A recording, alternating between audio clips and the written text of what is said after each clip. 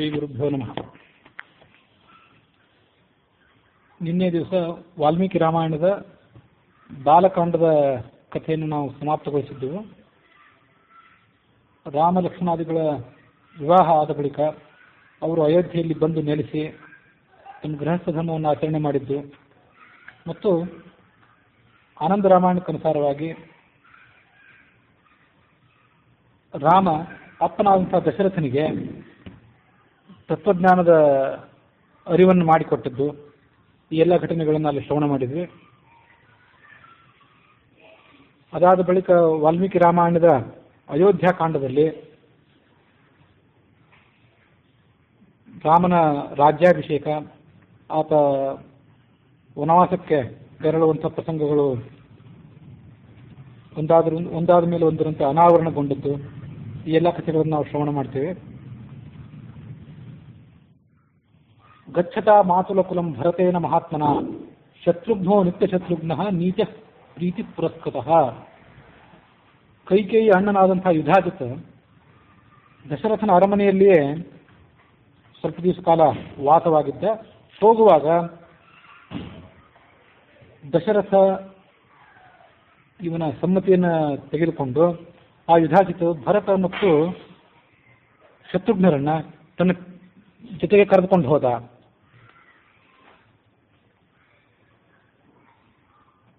ಆ ಕೈಕೇಯ ದೇಶದಲ್ಲಿ ಭರತ ಅನೇಕ ವರ್ಷಗಳ ಕಾಲ ಆದರಪೂರ್ವಕವಾಗಿ ಸುಖಪೂರ್ವಕವಾಗಿ ತನ್ನ ಸಹೋದರನ ಜೊತೆಗೆ ವಾಸವಾಗಿದ್ದ. ಭರತ ಶತ್ರುಘ್ನರನ್ನ ಆ ಯುಧಾಜಿತ್ ತನ್ನ ಮಕ್ಕಳಂತೆಯೇ ನಡೆಸಿಕೊಂಡ.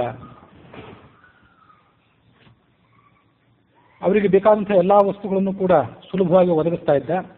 ಅಂಥ ಸುಖಕರವಾದಂಥ ವಾತಾವರಣದಲ್ಲಿ ಅವರು ಬದುಕಿದ್ರೂ ಕೂಡ ಅಪ್ಪನಾದಂಥ ದಶರಥನನ್ನ ಮೇಲಿಂದ ಮೇಲೆ ನೆನಪು ಮಾಡ್ಕೊಳ್ತಾ ಇದ್ರು.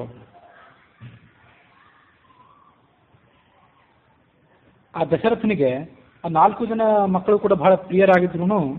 ಅದರಲ್ಲಿ ರಾಮ ವಿಶೇಷತಃ ಆತನಿಗೆ ಪ್ರಿಯನಾಗಿದ್ದ. ಬರೇ ದಶರಥನಿಗಲ್ಲ, ಪ್ರಾಣಿಗಳಿಗೆ ಎಲ್ಲ ಪ್ರಾಣಿಗಳಿಗೂ ಸೃಷ್ಟಿಕರ್ತನಾದಂಥ ಚತುರ್ಮುಖ ಬ್ರಹ್ಮ ಆ ಜೀವಿಗಳಿಗೆಲ್ಲರಿಗೂ ಹೇಗೆ ಗೌರವ ಪಾತ್ರನಾಗಿದ್ದಾನೋ ಅದರಂತೆ ಈ ರಾಮ ಎಲ್ಲರಿಗೂ ಕೂಡ ಗೌರವಕ್ಕೆ ಪಾತ್ರನಾಗಿದ್ದ. ಕೌಸಲ್ಯ ದಶರಥ ಇಬ್ಬರಿಗೂ ಕೂಡ ಪ್ರೀತಿ ಪಾತ್ರನಾಗಿದ್ದ. ಈ ಸರ್ಗದಲ್ಲಿ ಕೆಲವು ಶ್ಲೋಕಗಳಲ್ಲಿ ಆ ರಾಮನ ಗುಣಗಳ ವರ್ಣನೆಯನ್ನು ಮಾಡ್ತಾರೆ. ಸಹಿ ರೂಪೋಪನ್ನಶ್ಚ ವೀರ್ಯವಾನ್ ಅನಸೂಯಕಃ ಭೂಮೌ ಅನುಪಮಃ ಸೂನು ಗುಣೈಹಿ ದಶರಥೋಪಮಃ.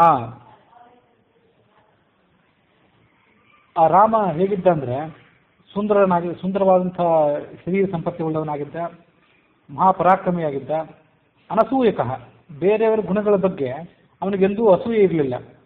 ಭೂಮೌ ಅನುಪಮಃ, ರಾಮ ಹೇಗಿದ್ದಾನೆ ಅಂದ್ರೆ ಈ ವ್ಯಕ್ತಿಯಂತೆ ಇದ್ದಾನೆ ಅಂತ ಯಾರಿಗೂ ಹೋಲಿಕೆ ಕೊಡಲಿಕ್ಕೆ ಸಾಧ್ಯ ಇಲ್ಲ. ಅಂಥ ಅನುಪಮ ಸೂನು, ಇಂಥ ರಾಮನಿಗೆ ಸಮಾನವಾದಂಥ ಮಗ ಭೂಮಿಯಲ್ಲಿ ಎಲ್ಲಿಯೂ ಇರಲೇ ಇಲ್ಲ. ಮಗ ಮಾತ್ರ ಅಲ್ಲ, ರಾಮನಿಗೆ ಸಮಾನವಾದಂಥ ಗಂಡನಾಗಲಿ, ರಾಮನಿಗೆ ಸಮಾನವಾದಂಥ ಮಗ, ರಾಮನಿಗೆ ಸಮಾನವಾದಂಥ ಸಹೋದರ, ಹೀಗೆ ಆ ಎಲ್ಲ ಸಂಬಂಧಗಳ ದೃಷ್ಟಿಯಿಂದಲೂ ಕೂಡ ಆತ ಹೋಲಿಕೆಗೆ ಮೀರಿದವನಾಗಿದ್ದ. ತಂದೆ ಆದಂಥ ದಶರಥನಿಗೆ ಆತ ಅನುರೂಪನಾಗಿದ್ದ. ಗುಣೈಹಿ ದಶರಥೋಪಮಃ ಅಂತ ಹೇಳ್ತದೆ ವಾಲ್ಮೀಕಿ ರಾಮಾಯಣ. ಆದರೆ ಆ ಪರಮಾತ್ಮನ ಗುಣಗಳನ್ನು ಪರ್ಯಾಲೋಚನೆ ಮಾಡಿದರೆ ಆ ಪರಮಾತ್ಮನ ಗುಣಗಳಿಗೆ ಯಾರೂ ಕೂಡ ಹೋಲಿಕೆ ಅಲ್ಲ, ಎಲ್ಲರ ಹೋಲಿಕೆಗೂ ಸಿಗದಂಥವನವನು. ಹಾಗಾಗಿ ದಶರಥೋಪಮಃ ಅಂತೇನಿದೆ, ದಶರಥನಿಗೆ ತನ್ನಲ್ಲಿರುವಂತಹ ಗುಣಗಳೇ ತನ್ನ ಮಗನಾದಂಥ ರಾಮನಲ್ಲಿಯೂ ಕಾಣಿಸಿದ್ರಿಂದ ಅವನಿಗೆ ಭ್ರಮೆ ಆಗ್ತಿತ್ತಷ್ಟೇ. ನನ್ನ ಔರಸ ಪುತ್ರ ಇವನು, ನನ್ನಿಂದಲೇ ಹುಟ್ಟಿದವನು ಅಂತ ಮೇಲಿಂದ ಮೇಲೆ ಆತನಿಗೆ ಭ್ರಮೆಯಾಗುವಂತೆ ರಾಮನ ವ್ಯಕ್ತಿತ್ವ ಇತ್ತಷ್ಟೇ ಹೊರತು ಆ ದಶರಥ ರಾಮನಿಗೆ ಯಾವುದೇ ದೃಷ್ಟಿಯಿಂದ ಕೂಡ ಹೋಲಿಕೆಗೆ ಸಿಗುವಂಥವನಾಗಿರಲಿಲ್ಲ. ಸಸುನಿತ್ಯಂ ಪ್ರಶಾಂತಾತ್ಮ ಮೃದುಪೂರ್ವಂ ಪ್ರಭಾಷತೆ ಉಚ್ಚಮಾನೋಪಿ ಪರುಷಂ ನೋತ್ತರಂ ಪ್ರತಿಪದ್ಯತೆ. ಅವನ ವ್ಯಕ್ತಿತ್ವ ಎಂಥದ್ದು ಅಂತಂದ್ರೆ ನಿತ್ಯಂ ಪ್ರಶಾಂತಾತ್ಮ, ಯಾವತ್ತೂ ಕೂಡ ಆತನ ಮನಸ್ಸನ್ನ ಯಾವ ಸಂಗತಿಗಳು ಕೂಡ ಕದಡುವಂಥವಲ್ಲ, ಪ್ರಶಾಂತವಾದಂಥ ಮನಸ್ಸುಳ್ಳವನು.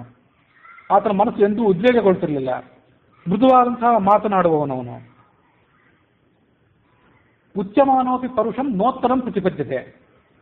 ಆಕಸ್ಮಿಕವಾಗಿ ಯಾರಾದರೂ ಎದುರಾಳಿಯಾದವರು ಅವನಿಗೆ ಕೆಟ್ಟಂಥ ಮಾತನ್ನು ಆಡಿದ್ರು ಅದಕ್ಕೆ ಆತ ಪ್ರತಿಯಾಗಿ ಕೆಟ್ಟ ಮಾತನ್ನು ಎಂದೂ ಆಡಿದವನಲ್ಲ, ಯಾರಿಗೂ ಕೂಡ ಆಡಿದವನಲ್ಲ. ಕಥಂಚಿತ್ ಉಪಕಾರೇಣ ಕೃತೇನ ಏಕೇನ ತುಷ್ಯತಿ. ಆತನ ಗುಣಗಳಲ್ಲಿ ಮತ್ತೊಂದು ವಿಶಿಷ್ಟವಾದ ಗುಣ ಏನಂದ್ರೆ, ಯಾರೋ ಒಬ್ಬರು ಎಂದೋ ಒಂದು ಮಾಡಿದಂಥ ಸಣ್ಣ ಉಪಕಾರ ಇದ್ರು ಆ ಉಪಕಾರವನ್ನ ಅನೇಕ ದಿನಗಳ ಕಾಲ, ಅನೇಕ ಸಮಯದ ಕಾಲ ಆತ ನೆನಪಿಟ್ಕೊಳ್ತಿದ್ದ. ಕೃತೇನ ಏಕೇನ ತುಷ್ಯತಿ, ಅದರಿಂದ ಅವನಿಗೆ ಸಂತುಷ್ಟಿ ಇರ್ತಿತ್ತು. ನೀನು ನನಗೆ ಅವತ್ತು ಉಪಕಾರ ಮಾಡಿದ್ರೆ ಅಂತ ಅದನ್ನು ಮೇಲಿನ ಮೇಲೆ ನೆನಪು ಮಾಡ್ಕೊಳ್ತಿದ್ದ. ಇದಕ್ಕೆ ವಿರುದ್ಧವಾಗಿ ಯಾರಾದರೂ ಒಂದು ಅಪಕಾರ ಮಾಡಿದ್ರು ಆ ಅಪಕಾರವನ್ನು ಎಂದೂ ಕೂಡ ನೆನಪು ಮಾಡ್ಕೊಳ್ಳೋನಲ್ಲ. ನೀ ನನಗೆ ಹೀಗೆ ಕೆಟ್ಟದ್ದು ಮಾಡಿದೆ ಅಂತ ಅದನ್ನು ಎಂದೂ ಕೂಡ ನೆನಪು ಮಾಡ್ಕೊಳ್ಳೋನಲ್ಲ. ಶೀಲವೃದ್ಧೈ ಜ್ಞಾನವೃದ್ಧೈ ವಯೋವೃದ್ಧೈಶ್ಚ ಸಜ್ಜನೈ ಕಥಯನ್ನಾಸ್ತವೈ ನಿತ್ಯಂ ಅಸ್ತ್ರಯೋಗ್ಯ ಅಂತರೇಶ್ವತಿ. ಅವನಿಗೆ ಜ್ಞಾನಿಗಳಾದಂಥ ಹಿರಿಯರು ಏನಿರ್ತಾರೆ ಆ ಹಿರಿಯರ ಜೊತೆ ಕೂಡಿಕೊಂಡು ಅವರ ಕಡೆಯಿಂದ ಜ್ಞಾನೋಪದೇಶವನ್ನು ಪಡ್ಕೊಳ್ಳೋದು ಬಹಳ ಪ್ರಿಯವಾದಂಥ ಸಂಗತಿಯಾಗಿತ್ತು. ವೃದ್ಧರು ಅಂದರೆ ಎಂಥವರು? ಶೀಲವೃದ್ಧೈ, ನಡವಳಿಕೆಯಿಂದ ಚಾರಿತ್ರ್ಯದಿಂದ ನಮಗಿಂತ ಶ್ರೇಷ್ಠರಾದವರು ಅಥವಾ ಜಗತ್ತಿನಲ್ಲಿ ದೊಡ್ಡವರು ಅಂತ ಅನಿಸ್ಕೊಂಡಂಥವರು. ಜ್ಞಾನವೃದ್ಧೈ, ಜ್ಞಾನದಿಂದ ಹಿರಿಯರಾದವರು. ವಯೋವೃದ್ಧೈ, ವಯಸ್ಸಿನಿಂದ ಹಿರಿಯರಾದವರು. ಮತ್ತು ಸಜ್ಜನೈ, ಯಾವುದೇ ಸಜ್ಜನರು, ಯಾವುದೇ ಸಾಧುಗಳೇನಿದ್ದಾರೆ ಅವರ ಜೊತೆ ಕಥೆಯನ್ನಾಸ್ತ, ಅವರ ಜೊತೆ ಯಾವತ್ತೂ ಕೂಡ ಸಮಾಲೋಚನೆಯನ್ನು ಮಾಡ್ತಿದ್ದ.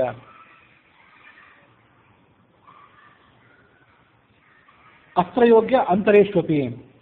ಯಾವಾಗ ಅಂತಂದ್ರೆ ತನಗೆ ಯಾವಾಗ ಬಿಡುವು ಸಿಗ್ತದೋ ಅವಾಗೆಲ್ಲ ಶಸ್ತ್ರಾಭ್ಯಾಸವನ್ನು ಮಾಡುವಾಗ, ಶಾಸ್ತ್ರಾಭ್ಯಾಸವನ್ನು ಮಾಡುವಾಗ, ರಾಜಕಾರ್ಯವನ್ನು ಮಾಡುವಾಗ, ನಡುವೆ ಕೆಲವು ನಿಮಿಷಗಳ ಕಾಲ ವಿರಾಮ ಸಿಕ್ಕರು ಹಿರಿಯರಾದವರ ಜೊತೆ ಆತ ಸಮಾಲೋಚನೆ ಮಾಡ್ತಿದ್ದ. ಬುದ್ಧಿವಂತನಾಗಿದ್ದ, ಮಧುರ ಆಭಾಷೆ, ಮಧುರವಾಗಿ ಮಾತಾಡ್ತಿದ್ದ. ಪೂರ್ವಭಾಷೆ, ಬಿಗುಮಾನ ಇರಲಿಲ್ಲ. ನಾನು ರಾಜ ಚಕ್ರವರ್ತಿ ಅನ್ನುವಂಥ ಬಿಗುಮಾನ ಇರಲಿಲ್ಲ. ಆಗಂತುಕರಾದವರು ಮತ್ತು ತನಕ್ಕಿಂತ ಅನೇಕ ದೃಷ್ಟಿಯಲ್ಲಿ ಸಣ್ಣವರಾದರೂ ಕೂಡ ಅಂಥವ್ರ ಜೊತೆ ಪೂರ್ವಭಾಷೆ, ತಾನೇ ಮೊದಲು ಹೋಗಿ ಮಾತಾಡ್ತಿದ್ದ. ಪ್ರಿಯಂಬೋಧ, ಪ್ರಿಯವಾಗಿ ಮಾತಾಡ್ತಿದ್ದ. ಮಹಾಪರಾಕ್ರಮಿಯಾದರೂ ಕೂಡ ತನ್ನ ಪರಾಕ್ರಮದ ಬಗ್ಗೆ ತನಗೆ ಅಹಂಕಾರ ಇರಲಿಲ್ಲ. ಮಹತಾ ವೀರ್ಯೇಣ ಸ್ವೇನ ನ ವಿಸ್ಮಿತ, ಅವನಿಗೆ ದುರಹಂಕಾರ ಇರಲಿಲ್ಲ. ನಿಜ ಅನರ್ಥಕಥ, ವ್ಯರ್ಥವಾದಂಥ ಹರಟೆ, ವ್ಯರ್ಥವಾದಂಥ ಮಾತುಗಳು, ಸುಳ್ಳಾದಂಥ ಮಾತುಗಳು ಇದ್ಯಾವುದೂ ಕೂಡ ಆತನ ಅಭ್ಯಾಸದಲ್ಲೇ ಇರಲಿಲ್ಲ. ವಿದ್ವಾನ್, ಆತನ ಸ್ವಯಂ ವಿದ್ವಾಂಸನಾಗಿದ್ದ. ವೃದ್ಧಾನ ಪ್ರತಿಪೂಜಕ, ಯಾರು ಹಿರಿಯರಾದವರಿದ್ದಾರೆ ಅವರೆಲ್ಲರನ್ನೂ ಕೂಡ ನಿತ್ಯ ಆತ ಗೌರವಿಸುತ್ತಿದ್ದ. ಪ್ರಜೆಗಳಿಗೆ ಈ ರಾಮನ ಬಗ್ಗೆ ಅಪಾರವಾದಂತಹ ಅನುರಾಗ. ಪ್ರಜಾಶ್ಚ ಅಪಿ ಅನುರಜ್ಯತೆ, ಪ್ರಜೆಗಳಿಗೆ ಈತನ ಬಗ್ಗೆ ಪ್ರೀತಿ. ಈತನು ಕೂಡ ಪ್ರಜೆಗಳನ್ನ ಮೇಲಿಂದ ಮೇಲೆ ಪ್ರೀತಿಪೂರ್ವಕವಾಗಿ ಅವರನ್ನು ನಡೆಸಿಕೊಳ್ತಿದ್ದ. ಸಾನುಕ್ರೋಶ ಜಿತಕ್ರೋಧ, ಎಲ್ಲ ಪ್ರಾಣಿಗಳ ಬಗ್ಗೆನೂ, ಜಗತ್ತಿನಲ್ಲಿರುವಂತಹ ಎಲ್ಲ ಪ್ರಾಣಿಗಳ ಬಗ್ಗೆನೂ ದಯೆಯನ್ನಿಟ್ಟಂಥವನು. ಜಿತಕ್ರೋಧ, ವ್ಯರ್ಥವಾಗಿ ಎಲ್ಲೂ ಕೂಡ ಸಿಟ್ಟನ್ನು ಮಾಡ್ಕೊಳ್ದೇ ಇರುವಂಥವನು. ಬ್ರಾಹ್ಮಣರನ್ನ ಸತ್ಕಾರ ಮಾಡುವಂಥವನು. ದೀನದಲಿತರ ವಿಷಯದಲ್ಲಿ ಅಪಾರವಾದಂತಹ ಅನುಕಂಪ ಉಳ್ಳವನು. ಧರ್ಮಜ್ಞ, ಧರ್ಮದ ಸಾರ ಏನು ಅದನ್ನು ತಿಳ್ಕೊಂಡಂಥವನು. ನಿತ್ಯಂ ಪ್ರಗ್ರಹವಾನ್, ಪ್ರಗ್ರಹ ಅಂದ್ರೆ ಕಡಿವಾಣ ಅಂತ ಅರ್ಥ ಸಂಸ್ಕೃತದಲ್ಲಿ. ಇಂದ್ರಿಯಗಳು ಅನ್ನುವಂಥ ಕುದುರೆಗಳೇನಿವೆ, ಈ ಕುದುರೆಗಳಿಗೆ ಆತ ಯಾವತ್ತೂ ಕೂಡ ಕಡಿವಾಣ ಹಾಕಿದವನು. 5 ಕರ್ಮೇಂದ್ರಿಯಗಳು, 5 ಬಾಹ್ಯೇಂದ್ರಿಯಗಳು, ಇವುಗಳೆಲ್ಲದಕ್ಕೂ ಕೂಡ ಕಡಿವಾಣ ಹಾಕಿದವನು. ನಿನ್ನೆ ದಿವಸ ಆ ಕರ್ಮೇಂದ್ರಿಯಗಳು ಯಾವುದು ಅಂತ ಹೇಳಿ ಹೊರಟಾಗ ಅದು ನನಗೆ ಬಾಯಿಗೆ ಬರಲಿಲ್ಲ.